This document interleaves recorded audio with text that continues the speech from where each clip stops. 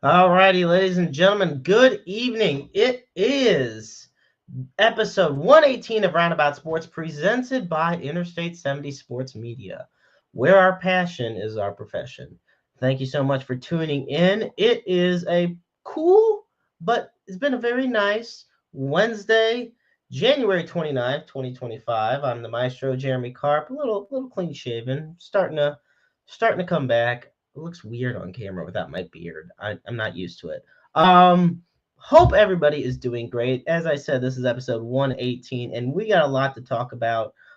First off, I want to get the usual spiel out of the way. First off, you can follow Roundabout Sports on Spotify, iTunes, iHeartRadio, Amazon Music, Pocket Cast, and anywhere else you may stream a podcast. Also, be sure to follow Interstate 70 Sports Media on Facebook, on X, and subscribe to our YouTube channel. We got a lot of great shows on there. The Other Guys Sports Podcast, yes, that is the name of the show, as well as our official blues podcast, the Blues Fan Forum podcast with Jacob and Dakota, and Issues with Wrestling with Christopher Miles and Jared Shannon as well. Um, and so, yeah, and Roundabout Sports has our own Facebook page as well. Um, so as we kick things off, I'm thankful to know that I'm not alone this evening. We've got a special guest, and he's not just a special guest, he's a great friend, and that to me in life is what's most important. And folks, he has been extremely busy down at Cardinals fantasy camp and down at winter warm up in Florida. So there is a lot to talk about in the world of the St. Louis Cardinals. And here he is from KMOX Sports himself, the one and only Mr. Michael Langston. Hey, Jeremy. What is Oh, up? yeah, it has been busy, hasn't it? We were just talking before the show, folks, that Michael actually got home not too long ago. So I'm looking at the time now. I think it's been about 4 hours or so since I finally set foot in my house for the first time in over a week. oh my goodness. But I mean, from the sound of it, it was worth every minute of it. Yes, it is. Cardinals Fantasy Camp is one of the most rewarding experiences that anyone could ever do. It's one of the most memorable times. At this point, I don't go only because of work. I go for the camaraderie. I go for the memories that you make, the Right. experiences that you have. Cardinals.com/fantasy camp is where there's a lot of info on it. We're unique in that we're not the only ones. We are the only ones who do it, not just in our home ballpark, but outside as well. So this year they went to Wide World of Sports at Walt Disney World, same place actually where they did the bubble in 2020 for the NBA. We were using that facility a little bit. We also go to Cooperstown, New York, the Hall of Fame, and Dyersburg, Iowa for the Field of Dreams. It is just a remarkable experience anytime you get to go. Yeah, you're long hours, but man, the people that you get to talk to and meet and rub shoulders with, you're just like, are you kidding me? I'm living my dream, like literally living my dream. You know what, man, it's been a hot minute since I've been down in Florida, or especially down at Universal, but so many great memories.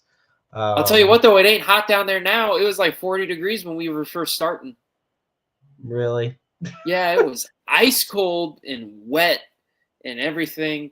I still got a little bit of the Disney funk, the congestion from it. But Florida's Florida, man. Right now it's about 71 degrees, not a cloud in the sky down there. I love it. Plus there's a mouse, and I like the mouse. There you go. You got a little. I saw you got the mouse in the background. Speaking of which, yeah, hang on. There's the mouse himself. This is a gift from my grandpa. He and my late grandma had this phone probably since the 80s. I mean, I grew up seeing this Mickey Mouse phone in their house, whatever place they would live at, whatever home, and I love it. So I'm so grateful to have it. That's awesome. So my very first question, Michael, that we got to get out of the way. What the heck is going on? Like, have the Cardinals failed us as well as themselves this offseason? What I will say is we have had this narrative before. 1985, the Cardinals were not predicted to do anything, and it's very fitting that we're coming up on 40 years since It's 1985. true. We were not predicted to do anything. We didn't know who was coming up the pipe. Keith Hernandez was gone, or just about to be gone, if I'm not mistaken, going to the Mets, if he wasn't already. There were a couple pieces that you just kind of looked at with that team and went, okay, you got Ozzie, you still got Darryl Porter, Joaquin Andujar's a hothead. Whitey at the time was the first manager that people thought was going to go, right? Like, Yeah. you look holistically at that team. We didn't even know the name Vince Coleman yet. We thought Willie was going to underperform. That entire squad, you looked at and you're like, that team's not going anywhere. That team's not going to do anything. And they pull a pennant out of their butts, and they're 3 outs from a championship.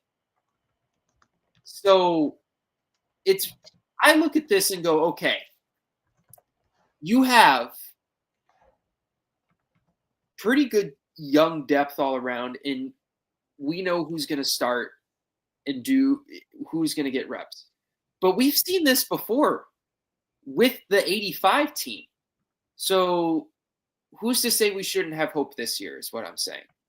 Like, look at history and look at the 1985 St. Louis Cardinals. You could see some pretty good parallels to today. So that's what I would say when people are like, what's going on? Well, this team has been used to being underestimated. The whole devil magic thing that everyone will talk about is one thing. But years and years ago, 40 years ago, we were in the exact same boat. So look at history. Just look at history, because it does like to repeat itself sometimes. And my dad tuning in. First, I have to make a correction about the Mickey Mouse phone. He says they had it since 1976. So even before the 85 Cardinals, that mouse has been that's a bicentennial Mickey right there. I love that. Bicentennial Mickey Mouse phone. So about the Cardinals, you bring up about, kind of everything going on. And this is what I take back to what they said following the regular season. Which, yes, was an improvement over the season before. 83 wins is a hell of a lot better than 71 wins. There was improvements there. But the Cardinals, Mozart specifically was saying about this team's going to work on getting younger, and they're going to work on cutting payroll. Well, my biggest issue with this whole narrative about that goal is right now, Nolan Arenado, Sonny Gray, Wilson Contreras, Miles Michaelis, and Steven Matz are 5 guys on the team aged 32 or older, and they're due a combined total of $94.2 million just in 2025 alone. Okay, they moved Contreras. I'll willingly cut Contreras off that just because they moved him to first base, and Herrera's going to get, his shot behind the plate. So I get why they're keeping him. They lost Goldie. Okay. They haven't found a trade market for Arenado yet. They thought they had something with the Astros. It fell through. This is my thing. They haven't gotten younger yet. They haven't cut payroll yet. What are we to expect when we're just 2 months away from opening day? I think you need to look at the young guys. That is what it is entirely here, is the young faces of this franchise are the ones that you are going to look at and that we need to be excited for moving forward. Wynn, Gorman, Walker, these are the guys that we need to look for moving forward with the Cardinals. Basically, it's those guys. There's one interesting guy when you talk about the young guys. Now, we talk all the time about make or break seasons for players. You talk about it in any sport. Um, it's that defining moment where it's like, okay, if this guy doesn't have that great season, it'll define him the rest of the career. So here's the interesting thought I had. Is it possible for a 22-year-old to be at that point where he might have a make or break year already? Because I'm almost starting to say to myself, and Michael, you gladly, tell me if I'm wrong or not, but do you think Jordan Walker's at that point where he might have a make or break season already? I think Jordan Walker is one of our most valued prospects still. I don't see anything indicative of not giving him a chance anymore, especially with what Mozeliak has said, what the plan looks like and publicly stated for him. I don't see how this isn't it for Walker. How he is one of those faces of the franchise for this season that has that heavy emphasis put on him, as stated by our baseball guys. So it is. I don't see how you can do that with Walker at this point. He's a good enough guy that, let's see what he can do. And with the hiring of the people in baseball, the public hirings that have been announced, where these developmental helpings and hirings, how can you not with anybody, basically? And again, it goes back to that point of history repeating itself. Look at Vince Coleman. Look at Willie McGee. Look at Ozzie Smith. Those guys in '85 were thought to be done. They were given another chance. No one said this is a make or break year for Willie McGee. No one said that for Vince Coleman. No one said that for Ozzie Smith. No one said that for Clark or Andujar or Porter or even Kurt Ford. Look what happened. Yeah. Suter. Nobody said that. Give people a chance.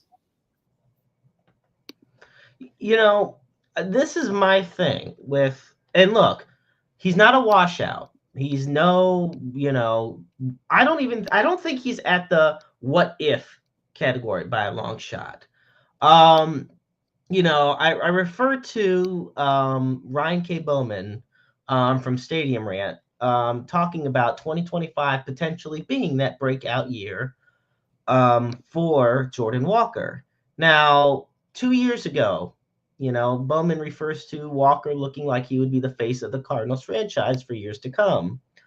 And the thing of it is, he had a great rookie season, in my opinion. 16 homers, 51 RBIs, 276 average. I'll take it. And he even had a 12-game inning streak to start his career. Hell, there's not much more you could ask for in that regard for him. But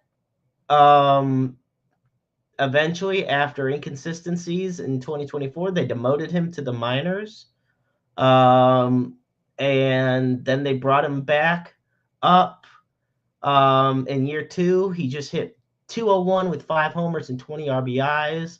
Once again, went back down to the minors, came back up to the big leagues. I think the reason I have this popped in my mind about the defining year for Jordan Walker, it may not be make or break, but it has to be almost defining because he's the guy you've invested a lot in. Jordan Walker, we touted for years as that future face of our franchise, the guy that the rest of the team's going to rally around. And, the thing of it is, he still hasn't played that full season up on the big league roster. he still, has inconsistencies in the field. I think I think he's going to do great at the plate. I think there is still a lot to be left desired out in the field. But I feel like he needs to bring more power to a team that is lacking a lot of power in more ways than one. Well, it was publicly stated back when he was demoted that it was to help him develop his swing.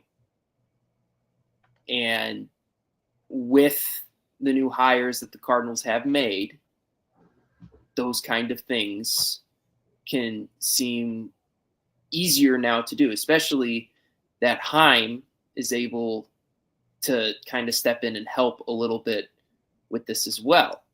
I mean, they basically have said this is transitionary. Mo has been very public about it, that yes, he is still in charge, but this is a transitionary thing to Heim, and the big reinvestment into this, into the development of these guys that are your faces of the franchise, your power hitting faces of the franchise. So Walker also has dealt with injuries and being out, trying to come back to 100%, any guy will tell you is very difficult. But you have to give that little bit of flexibility, knowing that there is an investment, very publicly stated investment, that is being made in this right now for Walker. And not just for Walker, for Gorman, for Mason Wynn is succeeding at the major league level. So is Brendan Donovan. And you can't really consider him a prospect anymore. He's been up a while. No, I was going to say, Brendan Donovan I don't know. He's in the middle of, he's not a prospect, but he's just he's there, which is great. Like, I'm not saying a bad more thing. of a Sajasi. Yeah. More of Sajasi would be a good one. Quinn Matthews. Those kinds of guys, there's investment in making sure that they are getting the proper development that they need to come up and be successful, because we know that those guys are going to be the faces of the franchise. Do you feel that, and from what it might seem like, from somebody that has seen this team a lot closer than a lot of other people, the Cardinals, we're talking about investments here in players. Do you think Mason Wynn and Jordan Walker are the biggest investments that the Cardinals are putting their future in right now? Like the faces, that 1-2 punch. The 1-2 punch of Goldschmidt and Arenado was older. And don't get me wrong, I still would put both of them in the Hall of Fame. But there was a lot of issues with the teams. But they didn't win a single playoff game while with St. Louis. Arenado has yet to win one, and Goldie didn't win one. Do you think they're hinging a lot of the future success of the Cardinals in the 1-2 punch of Mason Wynn and Jordan Walker? I think it is in the youth overall. That is what has been publicly said. It's the youth overall. It's these guys that it's the back to basics, the Cardinal way. That's the way I think you need to look at it. It's the Cardinal way. What would you say to a lot of, okay, we talk all the time about, and a lot of people talk about all the time, about, and it kind of sucks to say it like this, but almost the spoiled nature of a lot of Cardinal Nation. We have seen so much success that when there is that, keep in mind, a couple years ago, when they lost 90 games, that was the first time in your lifetime and in my lifetime we even saw them lose 90 games. And I think for the Cardinals, what would you say to the fans that are losing patience with what's going on into I would say look at the history of this team under this ownership group and how spoiled we have been. Since 1996, we've missed the playoffs only a couple times. Right. So I think the year that most represents last year, they're a 500 ball club last year. 2003. You don't make the playoffs. You still got some good players. All that kind of stuff. So remember what happened after 2003. Yes, you make the playoffs in 2002. You lose in the NLCS. A really tough Giants team. 2004, yes. Arguably the greatest team ever. So I would say, in fact, this was a question one time that I remember seeing get asked at a winter warm-up. And they asked, fans, we hadn't made the playoffs in 2 years, and fans asked, will you apologize? And our leadership said, for what? We're putting out a competitive ball club every year. We're just, we're allowed to struggle every once in a while we try to reset and figure things out. That's what's going on here. It is not a full rebuild, but it's a reset, rethinking philosophies, trying to do new things, understanding that the game of baseball evolves a lot, and that's what we need to be focused on. Is there is an evolution in the game of baseball, and how do the Cardinals fit into that evolution? That's what's going on. Does it seem like the Cardinals? I want to figure out the best way to word this, because I know there are some things that can't be delved too much into, which is 1,000% understandable. From just looking at the roster, there's a lot more speed on this team than there have been in years past. Do you think that's by design to try to have a more old school? I think the perfect example is what you brought up at the top of the show. You were talking about the 40th anniversary of the 85 team. What was the 85 team known for? Not hitting any home runs, but they sure as heck won a lot of games by speed on the base paths and contact hitting.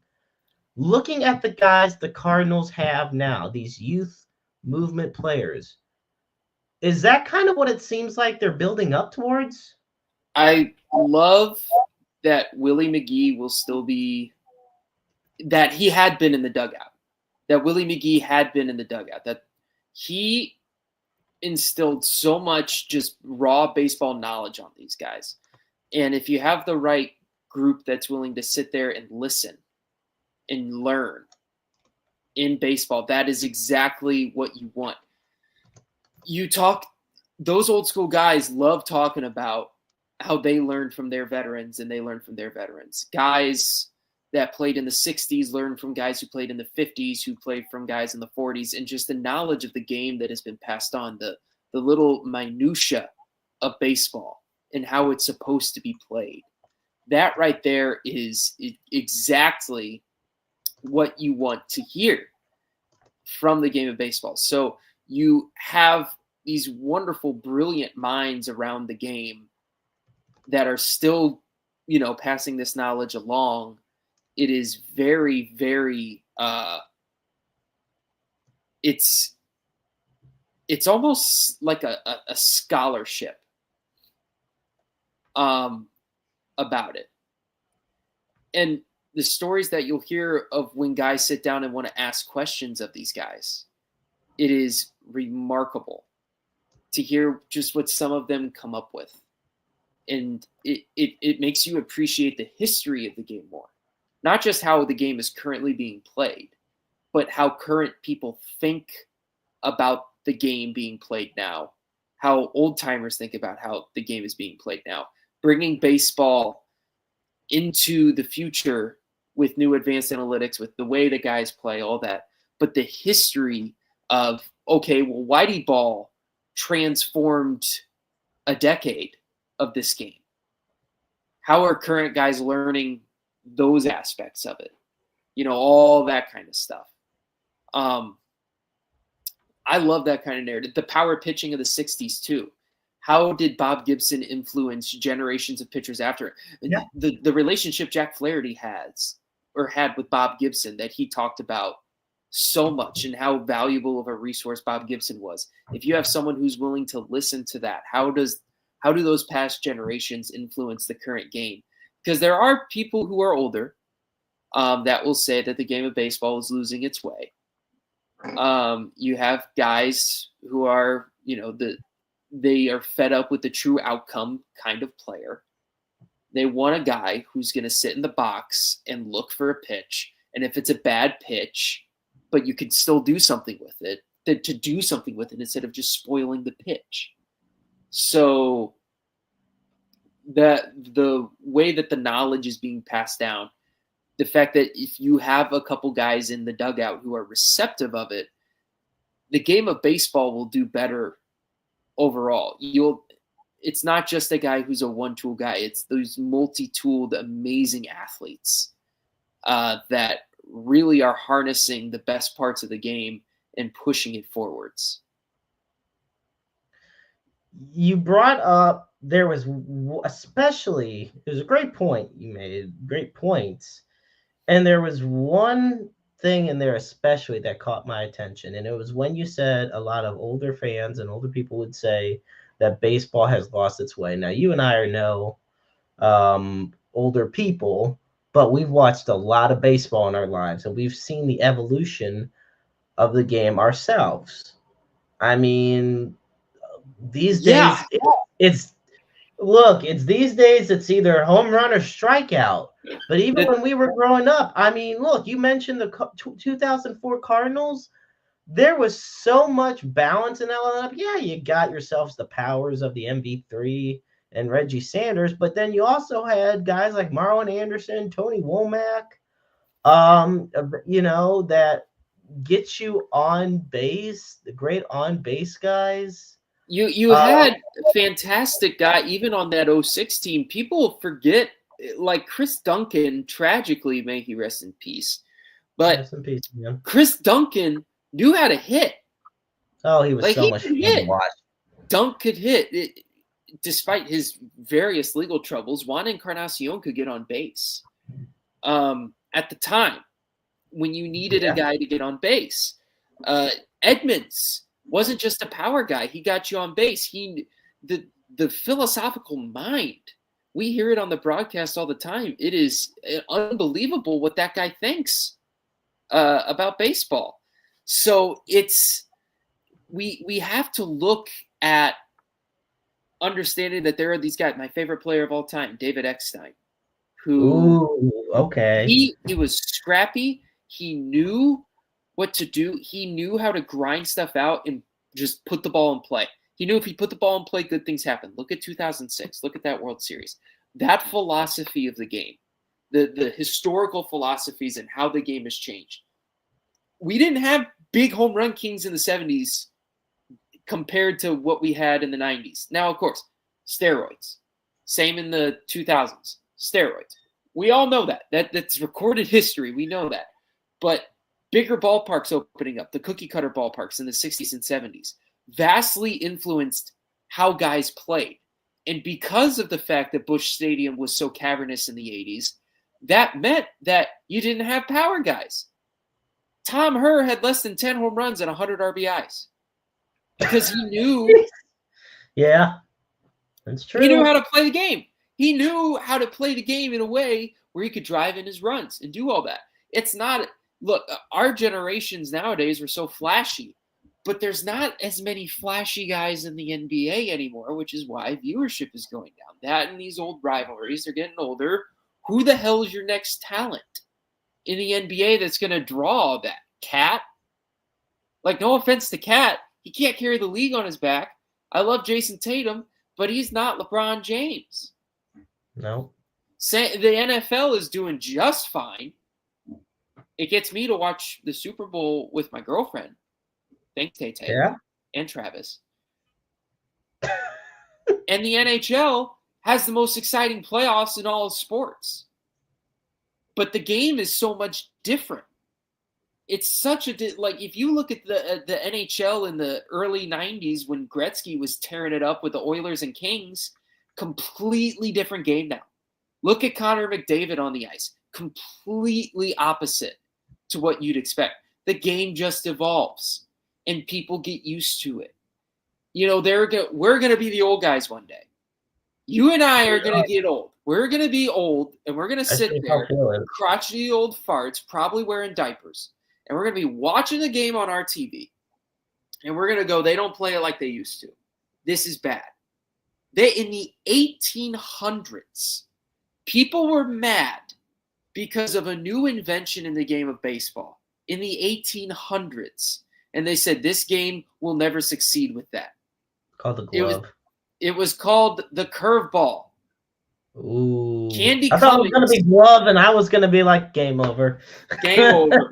In the Civil War, they were mad that gloves were invented.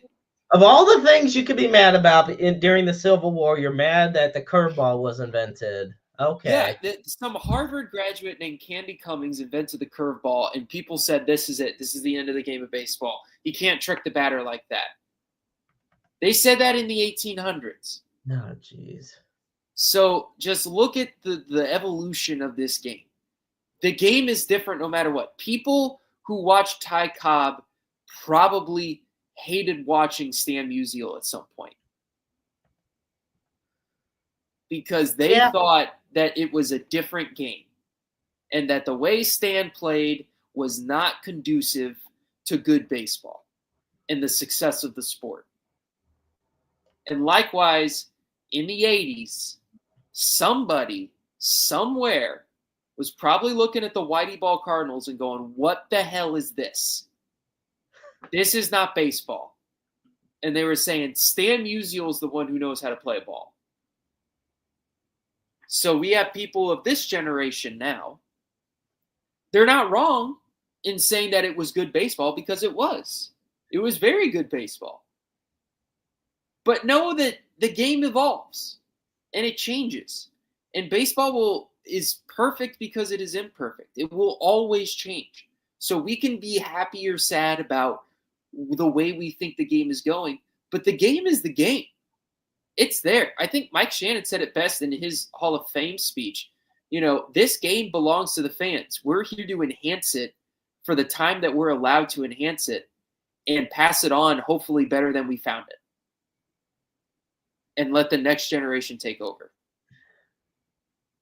Absolutely. Folks, you are tuning in. We are a little over the halfway point here at episode 118 of Roundabout Sports. I'm the maestro, Jeremy Carp, alongside my dear friend from KMOX Sports and a producer himself, Michael Langston. We got a question that got submitted to us earlier, Michael, and didn't get a chance to say it yet, but it's from our dear friend, Eddie. Eddie always tuning in every week. He says, how do you feel about teams like the Dodgers buying practically every player out there where no one else has a chance at them? So I guess this is a good time to kind of transition into the talk of one thing I was going to bring up during the show, and that was the talk of a salary cap in Major League Baseball. And I've talked about this before. I've written an article on interstate70sports.media about this. And it goes without saying everything regarding the Dodgers, the Mets, the Yankees when it comes to big spending. But Michael, what are your thoughts on teams that are able to go out and sign players for these big lucrative contracts, while other teams are almost having to scrimp and save just to keep the players they have? I look at other sports, and I specifically right now I look at college, and I see the state of college sports. These NIL deals, particularly in like college basketball, right? Guys get lured in with an NIL deal for 1 year, basically. A 1-year college NIL deal to play college basketball at, say, Duke, North Carolina, wherever. And then they're gone, right? They're gone. With college football, you lure them in, and then they'll immediately transfer. We saw that with Matt Sluka, by the way, with UNLV. I did see that, yeah. That was interesting. So he transfers in. He gets offered a deal with UNLV. Contract isn't signed. No signed contract. So it's a verbal agreement, right? Right. And then he plays the 4 games, realizes he's not going to get paid, red shirts for the rest of the year. Barry Odom, former True Son, by the way, former head coach at University of Missouri, he has to scramble, get his backup quarterback in there, and they go on to win a bowl game. They go to a bowl game. You get ranked. You look at it from the viewpoint of you've got young guys who want to get paid, so they got to get paid. People know their worth. That's what especially when I look at the comparison to NIL and how that is affecting sports. People just want to get paid. So I kind of take it to the NIL approach, specifically with college sports. And I look at how good, or kind of what, like I'm wearing it right now. I'm wearing the Drinkwitz Mizzou shirt from when we beat Ohio State in the Cotton Bowl, MIZ. Oh, yeah. So that kind of thing is cool to see how that kind of support happens, right? How people rally around these guys. The NIL funds are so deep right now. Stuff like that with the money. Money is always going to be the final decision maker on any decision. Anything big or small, but there's a lot. And what I love about all of it is look at the viewership numbers for the World Series. Okay. Hype, right? People could not stop talking about the World Series this year. I couldn't stop talking about the World Series this year. It's a great World Series. Even though in 5 games, even though the face of baseball only got one. It was still a very interesting World Series. And it's a great World Series. And like, this is the thing. So on average, it was 15, and this is domestic, on Fox and Fox Deportes, 15.8 million, which this is, I think, the biggest takeaway from that. That baseball is like 7% increase from last year. Look at the NBA. No offense, again, I don't want to trash the. I had to have a talk about my Uber driver about this on the way to the airport earlier today, about the NBA numbers dropping. It's no offense to the NBA. It's no offense to. I mean, I know the NHL has struggled with ratings here and there, but that Stanley Cup, holy. One of the greatest I've ever. Oh my God. Down 3, you come back, Game 7 at home. That there is nothing more magical. Broke my heart though. Man, I wanted Edmonton to win so bad. I love McJesus. I really do. In that instance, I mean, that one's a tough one to try and quantify with that. That is. That one was one of them where I was just like, I hope they both have back down 3-0 in this. And, the Stanley Cup is like, try to make no pun intended, but the holy grail of sporting trophies. It's the hardest one to get. It is. It's the hardest one to get. So I look at it happened. It's happened before in the NHL. Like in baseball, it's only happened the one time. The 04 Sox. Which, they go and lose 3 and then rattle off 8 in a row and break my heart. Break everybody's heart. But in the NHL, it's happened before. It's not unheard of. And that's why the NHL playoffs are so exciting. That's why I love the NHL playoffs. That's why those ratings go up. Those games are exciting. They're fun. These games are fun to watch. The overall... The feeling that you get when you're watching that good competitive playoff game with sports that it feels like they haven't fully figured out the sport. That it's the guys that are the best at their craft that feel like they can be the most creative at it and still find new ways to win. That's why I love the game of baseball, because it has changed so much, but still been the same sport. 3 strikes is still an out. But hell, Cap Anson super racist, by the way. But Cap Anson completely redefined how the game of baseball was played in the 1800s. Ty Cobb, also racist. That's a thing with early baseball. There's a lot of racists. A lot of racists in early baseball, just in case. I mean, it's not like it took until 1947 for a black ball player to finally. Well, it's so weird too because people forget about Moses Fleetwood Walker. Moses Fleetwood Walker and his brother were the first black players in Major League history, and it was Cap Anson who said, "No, I don't want him I don't want to play against him." But the games that those guys, Cap Anson, for as racist as he was, undeniably was the best on-the-field player of the 1800s. But the way that the game has evolved since then, but still been the same, we haven't figured out the perfect way to play this game because we have, seen so many different teams win. You could have just one guy and win a World Series. Babe Ruth. I mean, what other way? Babe Ruth. You could have a super team, the Dodgers. You could have absolutely no power on your bench at all. The Cardinals. Yeah. It's how it is. It's, I look at the most viewed and least viewed World Series, and that's obviously it's averages. We mentioned how this past seasons was a 67% increase from 2023. 2023 was the least viewed World Series of all time. In fact, 2023 had an average viewership of 9 million.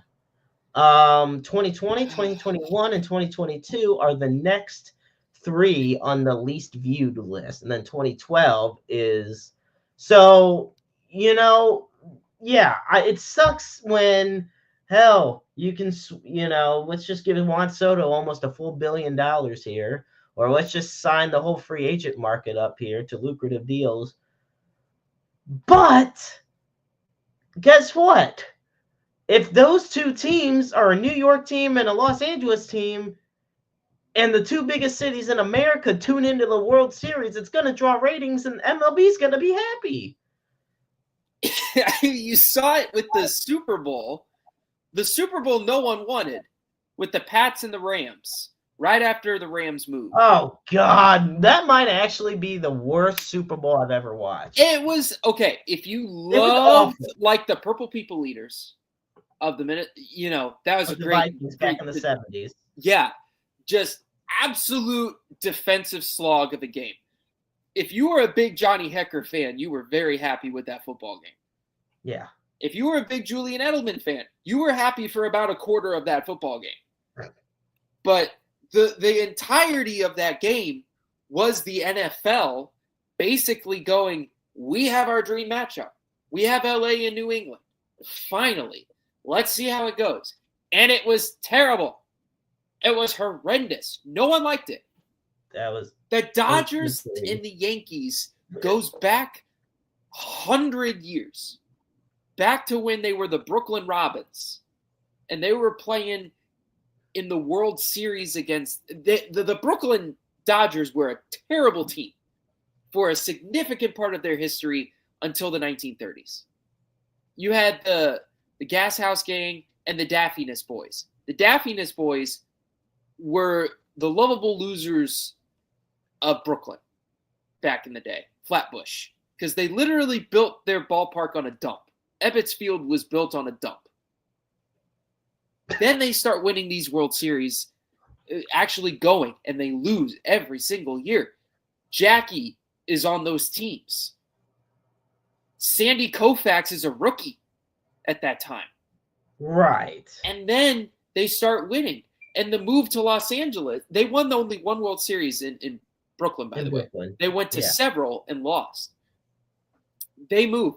The Giants go to a World Series almost immediately after they move. They don't win. They get their asses handed to them by the Yankees, by the way. And then the Dodgers go out, and like 2-3 years later, 1959, they beat the White Sox. They win the World Series. So you start seeing the Dodgers actually picking it up. Sandy Koufax in 63, 65.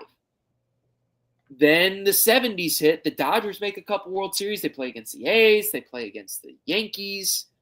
They lose both of those to the Yankees. 81, they reverse it. They beat the Yankees.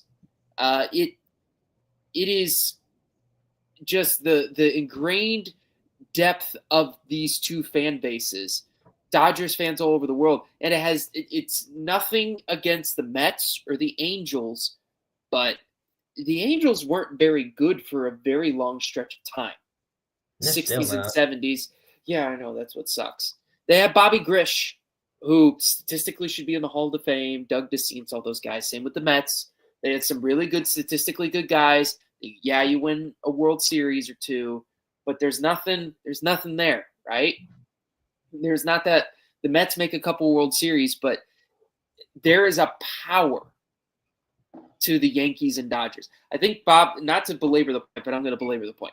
So Bob Costas tells a story of there's an Englishman and an American getting in an argument, and this is in like the 1920s, right after they're two soldiers coming back from World War I, and one of them, the American, says to the British guy, "Screw the Queen.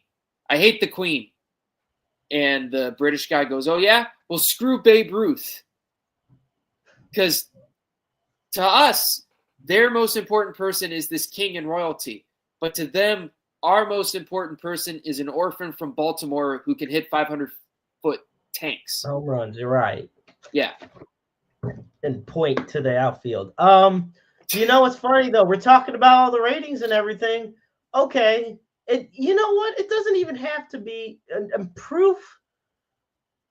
Okay, and I hate going back to this World Series because it was a great series for at least the Red Sox fans. 2004. It's still a heartbreaker over 20 years later for me and you. But you know what? The damn series averaged 25 million people tuning in to each game. Almost 30 million tuned in. For comparison, now keep in mind, that's Boston and St. Louis. Okay? You know, and Boston, we all know why a lot of people tuned in. But point being, Boston, one of the biggest cities in America, and St. Louis, one of the biggest baseball followings in all of sports, or sports fan followings. Well, for 2 years later, let's go to the Cardinals and the Tigers. 15.8 million viewers on average. Big drop off because it's just not as interesting. Like, I mean, also that series, I think didn't was it? It's Secret Base now. SB Nation made a video on like how that was like the worst World Series. A lot of people say that is the worst World Series. I mean, I hate those people. I dislike those people a lot. That was a fun World Series. That was my World Series. That was the World Series I grew up. I kind of wanted the A's to make it, but I mean, look, for Cardinal fans, there's a lot of things to remember about that series. Yes. If you're a regular baseball fan, you would just be like, bloody sock is the only memorable thing from that series. Yes. If you look, if you're a Tigers fan, it's just, yeah, if you look at that series, it was Verlander's first chance at a ring. He got outpitched by a firefighter. Like legit. Game 1, Anthony Reyes versus Justin Verlander. They're both rookies. First time in the history of the World Series that two rookies match up in the first game of the series. Anthony Reyes is a firefighter in Los Angeles County right now fighting those wildfires. He is a firefighter who beat one of the best pitchers of his generation who's a guaranteed lock for the Hall of Fame. Went out there and just said, yeah, I'm going to kick his ass. And he did. It took Anthony Reyes one series to do what it took Justin Verlander all the way to 2017 to do, and that's win a World Series. Exactly. The flat-brimmed God himself. That Verlander, he's a Hall of Famer, but he is not going to, or it took him until literally his 12th season in baseball to Look, it's win not a Ray Bork or Jay Bomeister numbers, but it's close. Like Carlos Beltran didn't get his ring until the end. No. We gave him a good run in 2013. We almost got it. My thing in 2013 with that, you can't blame Colton Wong. You can't blame. It feels heartbreaking because of Alan Craig literally putting his body on the line to win that World Series and didn't do it. I look at that series, and nobody was going to beat the Sox in 2013. Shit, they weren't going to beat them in 04 either. There was just too much momentum on that. Too much momentum in 04. 04, you weren't overcoming the momentum aspect. But in 2013, both teams had the best record in baseball. Like, we both had 97 wins. Matt Adams had a fantastic. We had 5 guys with 20 or more home runs on that roster, right? Holiday, Beltran, Molina, Matt Adams, and there was one more guy who had 20 or more home runs. I don't know if it was Alan Craig. I don't think it was. It might have been Alan Craig, though. Berkman was gone by that point. John Jay was your center fielder. You didn't have Johnny Peralta yet. No, I was going to say, so in 2013, Beltran led with 24, and then you had Holiday, Adams, Craig, Molina, and Carpenter. They all had more than 10 home runs. And that's right. It was Matt Carpenter's rookie year. He came out firing, played great. Yeah, Carpenter had almost 200 hits that year. Exactly. He won 99. That was not like 04. You look at the 04 team. That was a team that got beat by momentum. That was a genuinely good baseball team that got beat by momentum. 2013, that team was beat not by momentum, but by heart.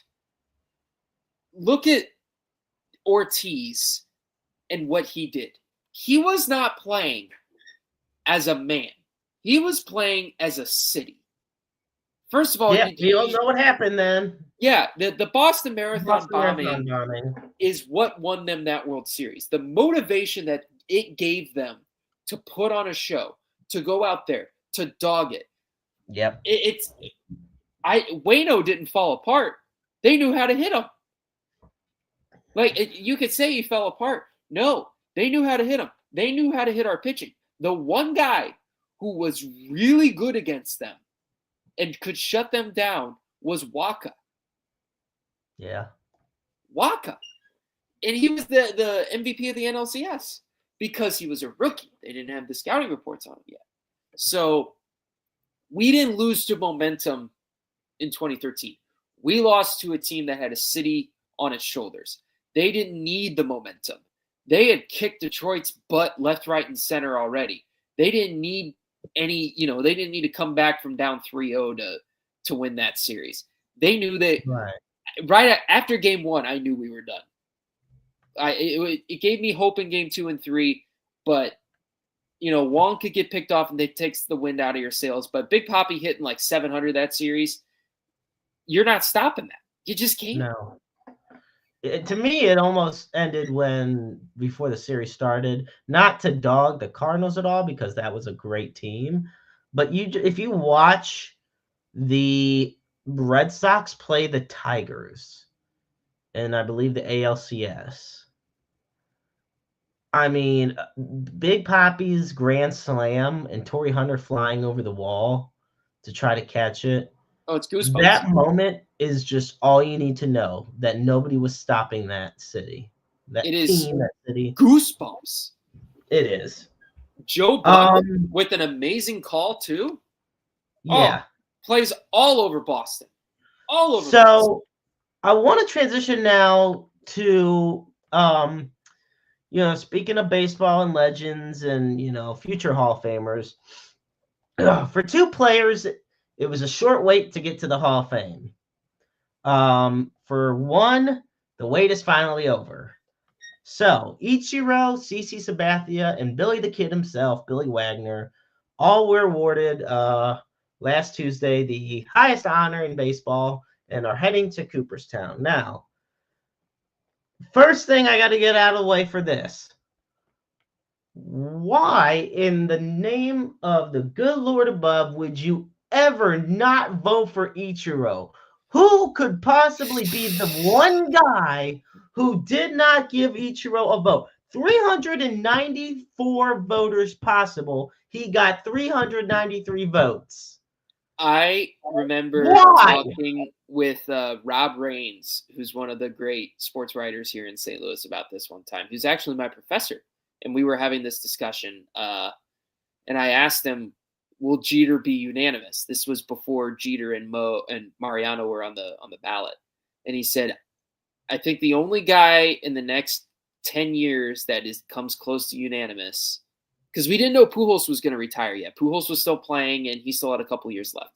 The only guy who will be unanimous, not Ichiro, not Jeter, it'll be Rivera. He's the only one. Other than that, no one else is going to be unanimous. Because there is some guy somewhere out there who has decided, for whatever reason, that the old stupid rules, which are stupid, should stay. Look, I look at this from a legal standpoint. If a law is not enforced and it is a dumb law, is it really a law? It could be a smart law too, but if it's not enforced, is it a rule? And you have one person enforcing this rule. No one else thinks that this rule should continue on. But one guy, and look, Seattle, Miami, briefly with the Yankees, like, who is this? It's a blue. I don't want to assume anything. I'm not going to assume who it would be, but there's a reason why there are some ballots that stay anonymous, and it's because they don't want to face the criticism of this. And there are guys who took a while. Billy Wagner, Andrew Jones is taking a little while. I hope he gets in. Beltran was only 19 votes short this year, so he might actually get in next year. I looked at the class for next year, the first-time entries. I don't see a single one going in. No, Braun's I think that's the year for. And the thing of it is, with all of his controversies with steroids and everything, I don't think he gets in. So, I think you've legitimately got a shot with Beltran. I think you legitimately have a shot with Andrew Jones now. You can throw your weight behind them. What I'm worried about is a year like the year with Schilling and Bonds and Clemens, where nobody got it. And there was an uproar against the BBWAA. I think they've recognized what's wrong with how they went about it and are going to change it, hopefully. But you never know, because you've got some writers who are just not nice. And they are very stuck up and mean about it. None of our writers, every St. Louis writer is a fantastic person if you ever get to talk to them and really learn about them and learn from them. But seeing the defenses that some of the writers put out, I'm just like, come on, man. What is wrong with you? Seriously? But that's just me talking as a fan of a big haul. I love a big haul. I love that Scott Rowland made it in. I love that hopefully we'll have more people in. I love that Dick Allen's in the Hall of Fame. I love that Dick Allen's in the Hall of Fame. I will say this. If you want to talk about unanimous players, the one of the who could have been, the Ichiro one did frustrate me. The only other time a player got in and it wasn't unanimous and it frustrated me, Ken Griffey Jr. I was watching that in high school. Of a doubt, he should have gotten in the Hall of Fame unanimously. Because to me, Ken Griffey Jr. was one of the most, and like I said, he was never a Cardinal, but he was one of the most fun, all-around greatest players I ever saw in my entire life. And I don't know how you could. So I watched that on a bus to Kansas City with my class for the Thespian Conference, my junior year of high school. And I remember telling people, because they're like, why does this matter? And I go, because he could be the first ever. And they're like, you're telling me Babe Ruth was not unanimous? And I have to explain, nobody ever. The closest was Tom Seaver. And what sucked is 90% of them went, who is Tom Seaver? Oh, boy. Yeah. So Yo, G, Tom, terrific. Yeah. The kid should have been unanimous. Babe Ruth should have been unanimous. Stan the Man, Bob Gibson, Lou Brock. I know I'm just naming Cardinals at this point. There's a couple guys I think that should be in. Mickey Lolich, Bobby Grish, Bill Freehan. You're missing a lot. Kurt Flood. I would have put Bill White in there. Bill White, who just turned 91 a couple days ago. Happy 91st. Bill White should be in the Hall of Fame, not just for playing, not just for his contribution on the field, but all the innovative contributions off the field. Kurt Flood is another perfect example. Because to me, the Hall of Fame shouldn't even be about just the stats. It is the significance of you as a member of the sport of baseball, whether on the field or off it. The guy pretty much challenged everybody, went to the Supreme Court with the reserve clause, created free agency essentially, and he lost his career due to it. The sacrifice he made for everyone else. Yes, he sacrificed his career. It's not like he was a washed up old man. He was still had a lot of years left in him as a player, and he gave all that up for what he thought was right for everybody else. And the fact he's not in the Hall of Fame, I do a series on I-70 called The Cooperstown Case. I've written a lot of articles on a lot of players, Ken Boyer, Jim Edmonds. I will say there's 2 so far I think I've written about that have gotten in, Larry Walker and Scott Rowland. So I'm proud that I got those gentlemen in. Still hoping for some others, but it's just one of those things. And I have to ask you this as we're getting close to wrapping things up this week. Does A-Rod get in? Does Alex? He got 37.1% of the vote this time. The man hit 696 home runs. He is almost a cult of personality, because look, you don't even have to be a baseball fan to know who Alex Rodriguez is, who A-Rod is. Over 3,000 hits, almost a 300 career average, over 200 or not 200, over 2,000 RBIs. But we know what else is involved. What's weird about this is you have, yes, voters are changing their minds and they're becoming more progressive about it, and they're understanding that the game is the game. And what happened. It's still, they will probably still use that same thinking on A-Rod, I would assume.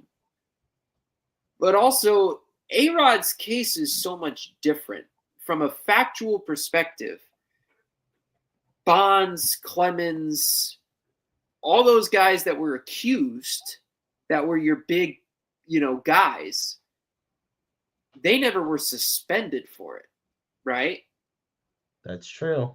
But A-Rod got an entire seat. He got a full 162. He got over 200 games, I believe, and it got reduced, but he got the book thrown at him. Suspended. So you can't. He got the books thrown at him, and he got hit with the books. Yes, multiple books hit this man all over his body. The whole library behind me just hit A-Rod. He just stood at the bookshelf and said, "Come on," and gravity did the rest. If you look at a guy like Bonds and Clemens and those guys, knowing full well that there are guys in the Hall who probably did it. I don't know. I'm not going to say any names because I don't know any names. But there are, there's been speculation about it forever. And there are guys, Canseco, I think, even said stuff publicly. Like, there are guys in the Hall who used. If you're going to apply the same stuff with Sosa, McGuire, these guys who were never suspended, right, for it, and some of these guys who have admitted to it, if that is going to be the same criteria that the voters continue to use, that 65 to 55% threshold, that's where it's going to be for him at the end of the day. Now, A-Rod's was so stark and severe that it might be lower. I don't want to say Sheffield levels because Sheffield wasn't suspended, was he? I don't believe so, and if he was, it wasn't nearly to the scale that A-Rod was. Yeah, so like he might peak at Sheffield levels, or depending on how the electorate continues to evolve, we will see. There's some other guys that I would like to see in that are on those ballots. Mark Burley, I think, should have gotten more love. I want to see Andrew Jones. I want to see Carlos Beltran. I want to see K-Rod. K-Rod is a good pitcher. K-Rod was a very good pitcher. Andy Pettit, I really wanted to see. And here's my thing with Andy Pettit, because people will say you are being hypocritical if you talk about all those guys and how they're going to vote and then bring up Andy Pettit in a different light. Andy Pettit was very forward about it. He said, look, I did it. This is why I did it. This is how long I did it. And then I stopped. Yeah, he didn't deny it and then come back years later. But you know what? Actually, I did. Just kidding. No, he said, I got hurt. I used it to get healthy quicker. As soon as I got healthy, I stopped. Right. He didn't use it to make himself pitch better. He used it to recover from a serious injury. Not quick recover. He used it to recover from a serious injury. I could have my facts wrong. You can fact check me if you want to. And if you present something that is factual, that contradicts what I'm saying, I will accept it and change my mind. But I'm okay with Andy Pettit based on my knowledge of knowing that's what is going on with him. You know, there's a funny thing. I mentioned Ken Griffey Jr. and I just have to say this point, and I'm going to be honest, I could say this about Pujols too. You know, as he draws near to his time to be on the ballot for the Hall of Fame. I forget who said it, but it resonated with me when somebody said the saddest thing ever in baseball would be if it was found out that Ken Griffey Jr. took steroids. Because in an era full of steroid users, he was the clean one. And I think he always will be. And he is, you know, it's well known he didn't take it. But if it ever, in that weird hypothetical multiverse, if he did, like, it'd be just that crazy. And I think that goes the same for Pujols. But we know Pujols didn't. We know. Right. Hell, Jack Clark got fired for saying that he may. Remember that? Yep. Jack Clark had a radio show within the first week he was off the air because he implied that. Right. I love the fact that Albert came out and said when he was a player, test me every day. Do it. Like he said, there is no way because I play the game the right way. And he did. If you don't do anything wrong, you have nothing to be afraid of. Exactly. You can put that in sports. Like players in the NFL, they get letters after great performances saying, you know, anonymous drug test.